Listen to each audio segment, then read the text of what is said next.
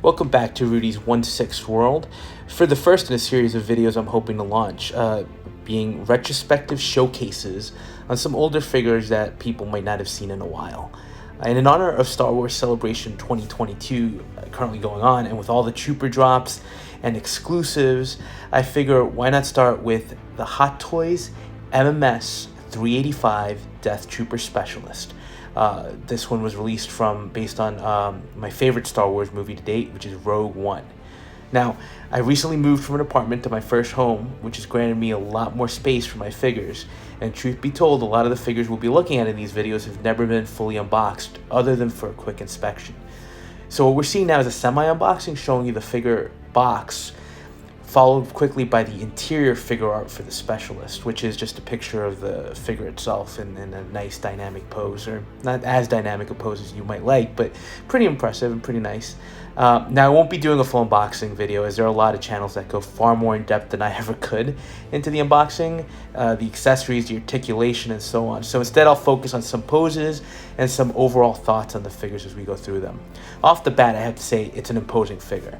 It's a little difficult to see all the detailing with the black armor, but there are a lot of details, and you'll see that, if you hold the figure or look carefully at it. And I had forgotten that the Specialist actually comes with a lot of interesting things, like the black shoulder pauldron. There's also an ammo pouch that you can slide onto the figure's left arm, which kind of helps accentuate the chest rig with the pouches. And I think the pouches have, I'm guessing, some kind of power packs with thermal detonators.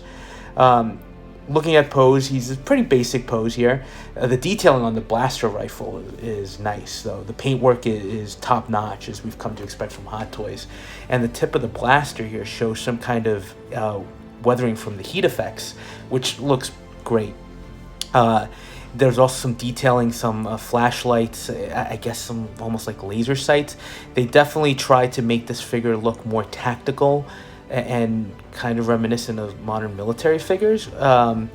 There's some detailing on his left arm. I'm not sure what those devices are, but it's all nicely painted and comes together pretty nicely to create this imposing figure. And he's got the blaster pistol on a holster, which isn't that great. It's literally just a piece of leather or faux leather.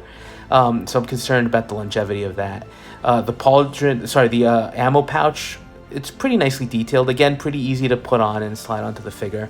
One thing that I've never noticed in the promo shots, but I'm noticing as we look closer at the figure is it's not a clean figure.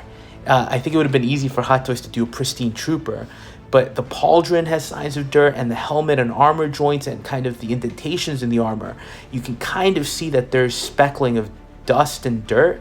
So it's clear that they're trying to show that the Trooper has seen some action to date. So that's kind of nice. As far as flexibility, the arms can hold some nice poses, but I do feel like the figure is heavy. It is bigger than a standard Trooper, which was one of the selling points when it came out.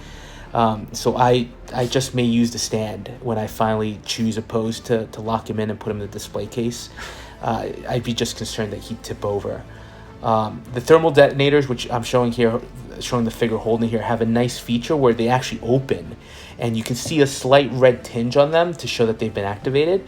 So nice feature. I do think they're a little loose on the chest rig.